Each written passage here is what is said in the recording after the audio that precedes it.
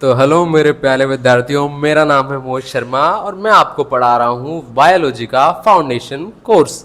तो हमने हमारे प्रीवियस वीडियोस में देखा था कि प्रोकैरियोटिक और यूकैरियोटिक सेल में डिफरेंस क्या होता है। आज देखते हैं हम वेन डायग्राम के मदद से कि दोनों में डिफरेंस क्या है। वेन डायग्राम, ये जो गोल गोल जो रफ बनाए फिगर बने हैं ना, ये इसको वेन डायग्राम कहते हैं। ये रिलेशनशिप बताता है दो चीज़ों के बीच में। तो ये तरीका इसको देखते हैं ना तो सिंपल अपने दिमाग में अच्छे से बैठ जाता है कि वेन डायग्राम क्या होता है और वेन डायग्राम से कैसे हम चीज़ें याद रख सकते हैं। तो ये अच्छा तरीका होता है और ये ईजियर तरीका रहता है, इसलिए मैं इसको बताता हूँ आप लोगों को। तो प्रोकैरियोटिक और यूकैरियोटिक सेल में डिफरेंस क्या है। जो प्रोकैरियोटिक सेल रहता है वो छोटा रहता है। अब देखा है ना, मैंने आपको बताया है कि प्रोकैरियोटिक और यूकैरियोटिक सेल को देख कैसे सकते हैं, कौन सा सेल किस में आता है। मैंने बोला ना, मतलब प्रोकैरियोटिक जो चीज़ इतनी छोटी है, माइक्रो ऑर्गेनिज्म जैसे सारे बीमारी फैलाते हैं, उसको अपन अपनी आंखों से नहीं देख सकते। जैसे कोरोना है, वायरस है, पोलियो का वायरस है, कोई बैक्टीरिया है, कोई सा मलेरिया का वायरस है या पैरासाइट है, उसको हम अपनी आंखों से नहीं देख सकते ना, तो वो प्रोकैरियोटिक सेल की श्रेणी में आता है। और यूकैरियोटिक में कौन आता है? यू मतलब you you you you you, माने हम जिसको भी अपनी आंखों से देख सकते हैं वो यूकैरियोटिक सेल की श्रेणी में आता है। समझ में आया? बच्चे क्या होता है, कंफ्यूज हो जाते हैं कि प्रोकैरियोटिक और यूकैरियोटिक कैसे डिसाइड करें कौन सा होता है, ये अक्सर भूल जाते हैं। तो इसकी ये ट्रिक है, यूकैरियोटिक याद रखो आप कि यूकैरियोटिक मतलब यू यू यू। तो यूकैरियोट्स में कौन आता है? जिस चीज़ को हम अपनी आंखों से देख सकते हैं वो आता है यूकैरियोटिक सेल। तो देखिए जो बेसिक डिफरेंस है दोनों में, तो जो प्रोकैरियोटिक का सेल का जो साइज रहता है वो छोटा रहता है और जो यूकैरियोटिक सेल का साइज रहता है वो बड़ा रहता है। कितना रहता है? बड़ा रहता है, साइज में बिग रहता है। और जो प्रोकैरियोटिक सेल का न्यूक्लियस रहता है ना, उसमें एनवेलप नहीं पाया जाता है। यानी जो प्रोकैरियोटिक सेल का जो डीएनए या जो जेनेटिक मटेरियल है वो कहीं भी डला रहता है, उसके पूरे सेल में कहीं भी प्रेजेंट रहता है, उसमें ट्रू न्यूक्लियस प्रेजेंट नहीं रहता, बल्कि उसमें न्यूक्लियोलाइड कह सकते हैं हम। तो जो प्रोकैरियोटिक सेल में जो न्यूक्लियस रहता है वो बिना कवर यानी बिना एनवेलप का प्रेजेंट रहता है। और वहीं बात करें यूकैरियोट्स में, तो यूक्लियस में जो न्यूक्लियस रहता है ना वो कवर वाला यानी एनवेलप वाला प्रेजेंट रहता है। मैंने बोला था ना कि यहाँ ये जैसे ये सेल है, ये न्यूक्लियस है, तो उसके अंदर डीएनए है, हमारा जेनेटिक मटेरियल है। तो ये जो जेनेटिक मटेरियल है वो कवर से कवर अप रहता है, न्यूक्लियस के कवर से कवर अप रहता है, यानी इसके ऊपर एक एनवेलप लगा हुआ रहता है। यानी यूकैरियोटिक सेल में न्यूक्लियस के ऊपर कवर प्रेजेंट रहेगा। मैंने एग्जांपल दिया था ना कि कवर लिफाफा के अंदर पैसे रख के देते हैं। लास्ट वीडियो में एग्जांपल लिया था, बहुत अच्छे से समझाया था। तो और भी जो पूरा जानना हो तो मेरा लास्ट वीडियो आप जाके देखो, ठीक है। तो जो यूकैरियोटिक सेल रहता है उसके न्यूक्लियस में कवर प्रेजेंट रहता है और जो प्रोकैरियोटिक का सेल रहता है उसमें न्यूक्लियस रहता ही नहीं है। बोले तो उसमें ट्रू न्यूक्लियस पाया नहीं जाता। उसका जो डीएनए रहता है ना, ये डीएनए या जो भी अपन अभी आगे नहीं जा रहा है, डीप में नहीं जा रहा है, तो उसमें जो जेनेटिक मटेरियल रहता है ना प्रेजेंट, वो इधर कहीं भी डला रहता है, तो उसमें ट्रू न्यूक्लियस नहीं पाया जाता। इन द सेंस उसमें न्यूक्लियस के ऊपर कवर नहीं पाया जाता, उसमें कवर एब्सेंट रहता है, यानी एनवेलप नहीं पाया जाता। और बात करें प्रोकैरियोट्स में O2 की, तो O2 कहां जा रही है प्रोकैरियोट्स में? जैसे ये प्रोकैरियोट्स का सेल है, ये इसका डीएनए कहीं भी डला हुआ रहता है, जेनेटिक मटेरियल, तो ये प्रोटोप्लाज्म में है। ये पूरे जीव द्रव्य प्रोटोप्लाज्म, मैंने बोला था ना प्रोटोप्लाज्म और जीव द्रव्य क्या होता है, मैंने तुम्हें बताया था। अगर आपको मेरे जानना हो मैंने प्रीवियसली क्या पढ़ाया हो तो मेरा आप चैनल विजिट कर सकते हो, वो जो कि आपको दिख रहा है। तो O2 रहती है, वो प्रोकैरियोट्स के सेल में कहाँ जाती है? वो सीधे उसकी बॉडी में एंटर हो जाती है। किसके थ्रू? वो प्रोटोप्लाज्म के थ्रू एंटर हो जाती है और उसमें कुछ पाया नहीं जाता। ससुरे छोटे छोटे से तो रहते ही हैं, और क्या रहेगा इसमें? कुछ रहता नहीं। मैंने बोला था कि रिप्रोडक्शन रेट इनकी फास्ट रहती है और उनकी स्लो रहती है। तो भाई जो ऑक्सीजन O2 जाती है वो उसके सेल के अंदर पूरे में क्या हो जाती है? स्प्रेड हो जाती है। किसके थ्रू? प्रोटोप्लाज्म के थ्रू स्प्रेड हो जाती है। और वहीं यूकैरियोट्स में बात करें कि जो ऑक्सीजन जाती है ना, वो ऑक्सीजन सेल के अंदर एंटर तो होती है, लेकिन वो जाती है माइटोकॉन्ड्रिया में। माइटोकॉन्ड्रिया इसको प्रोसेस करके एटीपी में फॉर्म कर देता है, और उसके प्रोसेस में, उसके फलस्वरूप में क्या ग्लूकोज फॉर्म हो जाते हैं। मैंने आपको बताया था ना। तो यूकैरियोटिक सेल में जो ऑक्सीजन जाती है वो माइटोकॉन्ड्रिया के अंदर जाती है, वहीं प्रोकैरियोटिक सेल में जो ऑक्सीजन जाती है वो प्रोटोप्लाज्म में जाती है। तो क्या है प्रोकैरियोटिक और यूकैरियोटिक में डिफरेंस क्या है?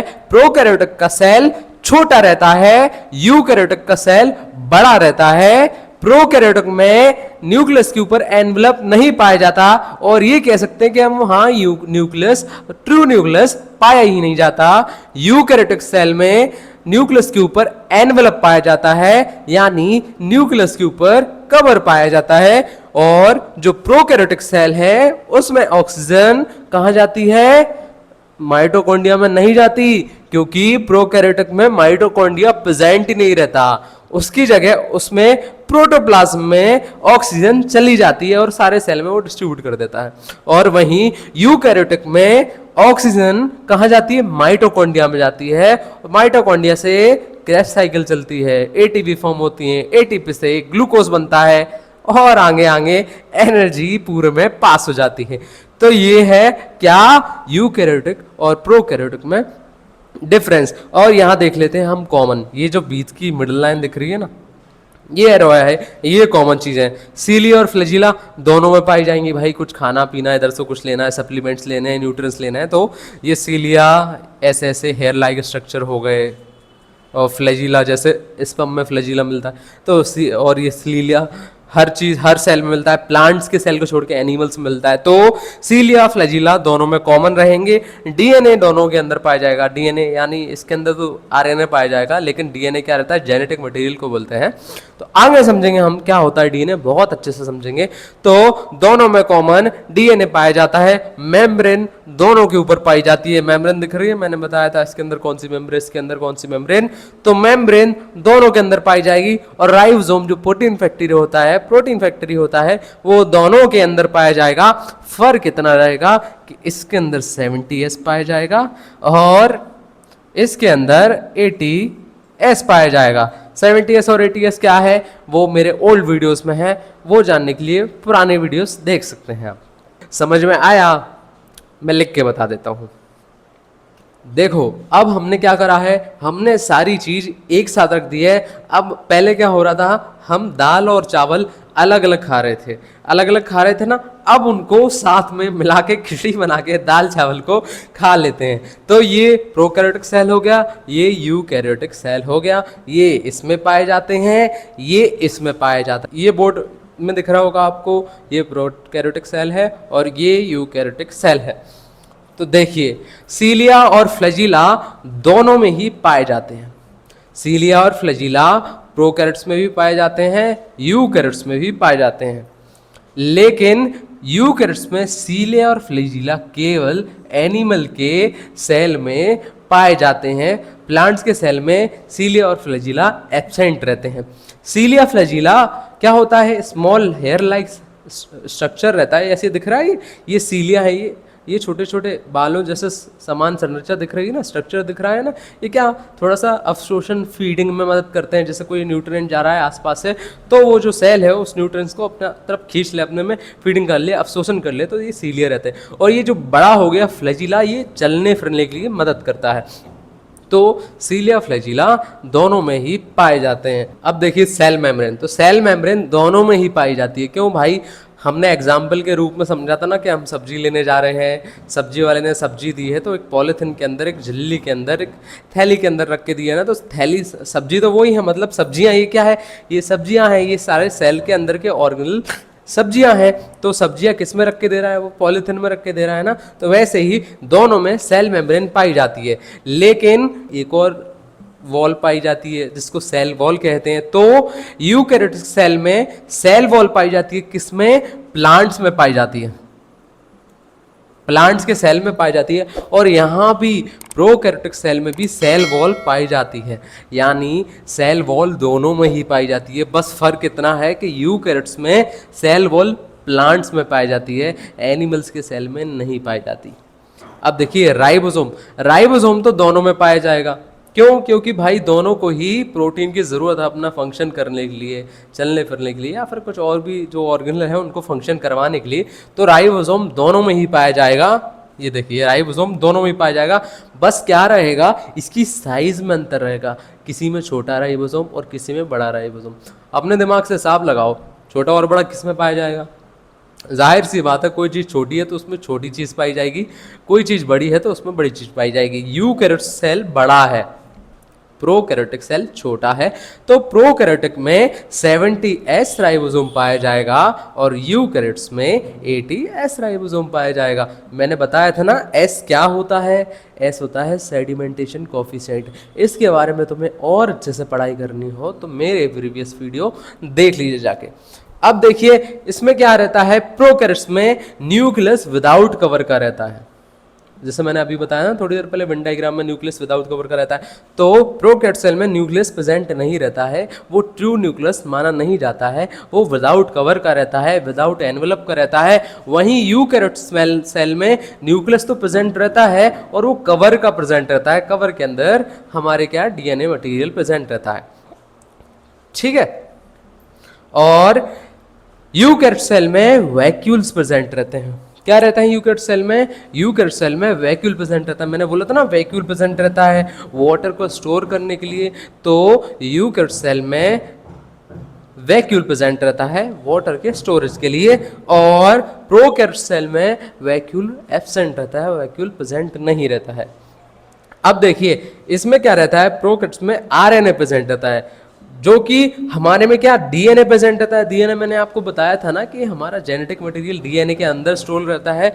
तो वैसे ही यूकैरियोट्स में डीएनए प्रेजेंट रहता है और प्रोकैरियोट्स में आरएनए प्रेजेंट रहता है। हम आरएनए और डीएनए आगे आने वाली क्लासों में खोल के देखेंगे क्या होता है। हम आरएनए पकड़ेंगे, उसको चीर फाड़ मचा देंगे कि अंदर क्या है, दाएं में क्या है, बाएं में क्या है, बना कैसे है, डीएनए कैसे बना है, ये दोनों कैसे बनेंगे, अलग कैसे होंगे, हम आने वाली क्लासों में पूरा पढ़ डालेंगे इनको, ठीक है।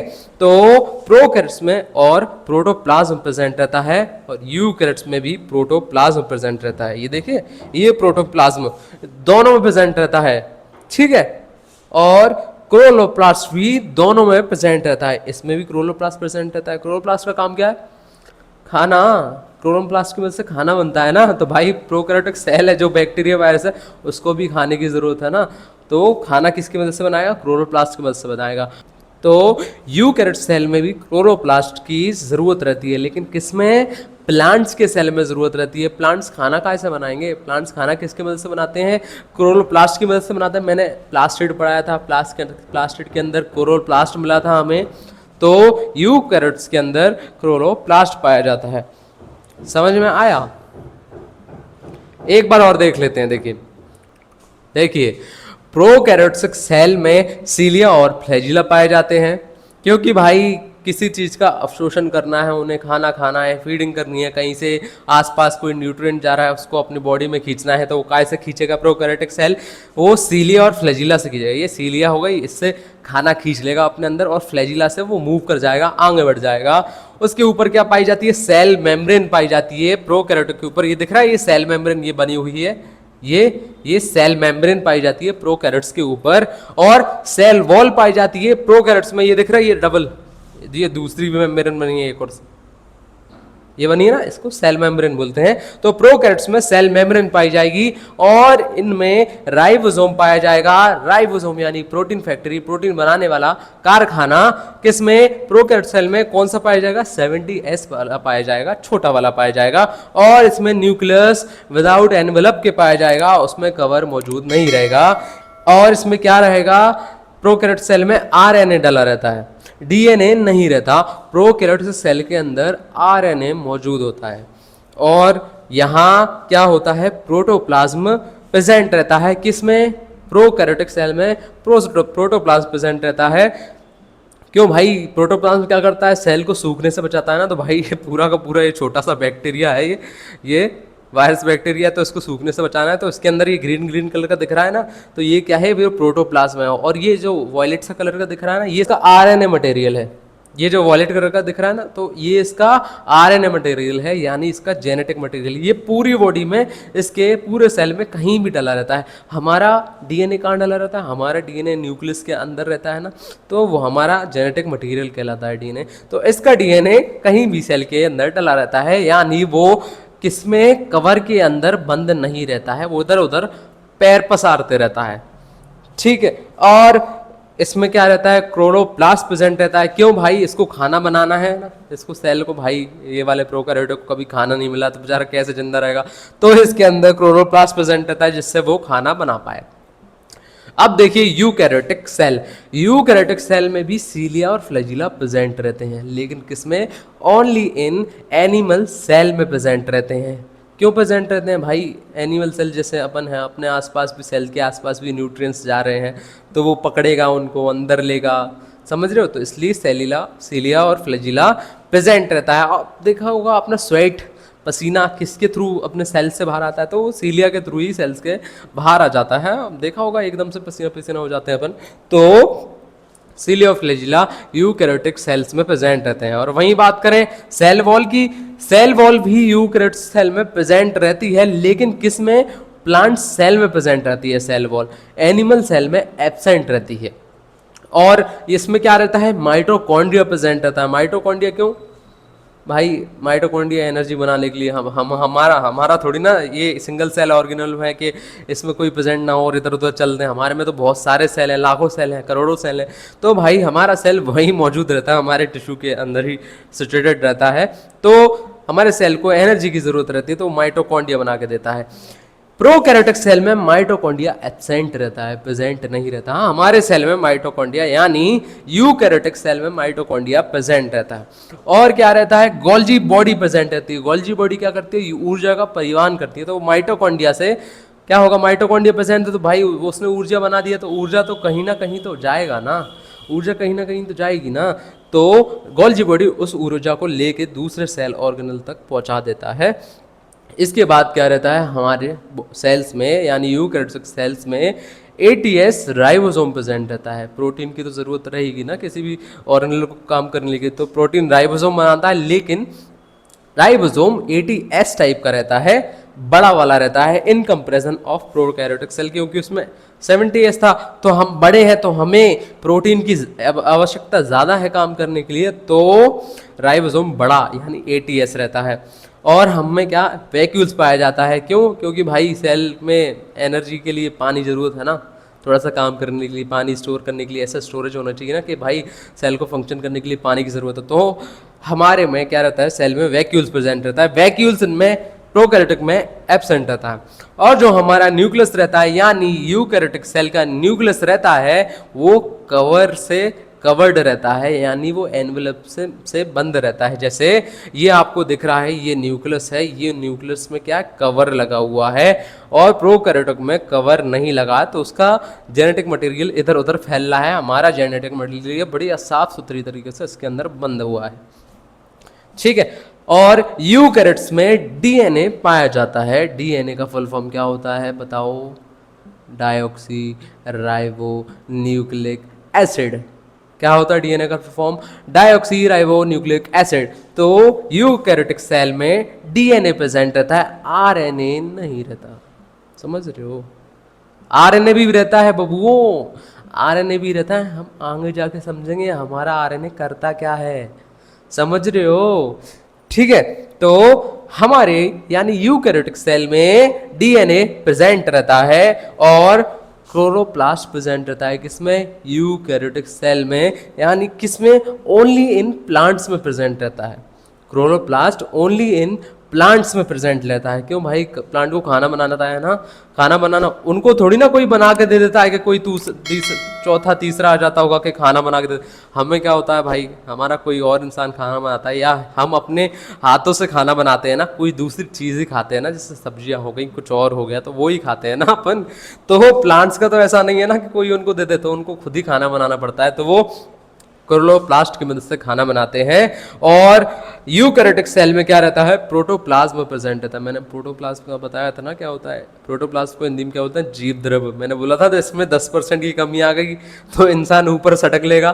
तो भाई यूकैरियोट्स में प्रोटोप्लाज्म प्रेजेंट रहता है और यूकैरियोट्स में सेल मेम्ब्रेन प्रेजेंट रहती है। क्यों भाई, कवर तो होना चाहिए ना, पूरे सेल किसी से कवर्ड होगा तभी तो उसके सेल के अंदर सारी की सारी सामग्री रखी होगी ना, सारे ऑर्गन्स रखे होंगे ना, तो कवर तो होना चाहिए ना। तो सेल मेम्ब्रेन से कवर्ड रहता है। समझ में आया प्रोकैरियोटिक और यूकैरियोटिक सेल? आगे बढ़े, ठीक है। हेलो गाइस, तो आई होप आपको मेरे पढ़ाने का तरीका या फिर बोले तो मेरी जो सिंपल भाषा है उसमें बायोलॉजी समझ में आ रही होगी और आपके बुद्धि का विकास हो रहा होगा। ये जो मेरा बायोलॉजी का फाउंडेशन कोर्स है जो मैंने स्पेशली सिलेबस तैयार किया है, ये लगभग 4 मंथ्स का है और इसमें 10th 11th 12th तीनों क्लास का सिलेबस एक ही है। तो जो 4 महीनों में आपकी बुद्धि का विकास इतना हो जाएगा ना कि आपको तीनों क्लास का एक ही बार में समझ में आ जाएगा और आपकी जो नींव है ना, ऐसी नींव बनेगी ना कि उसको तोड़े से भी कोई तोड़ नहीं पाएगा।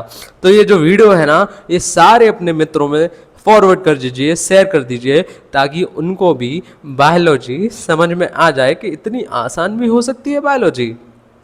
तो देखिए, मेरा नाम है मोहित शर्मा और आप देख रहे थे बायोलॉजी का फाउंडेशन कोर्स।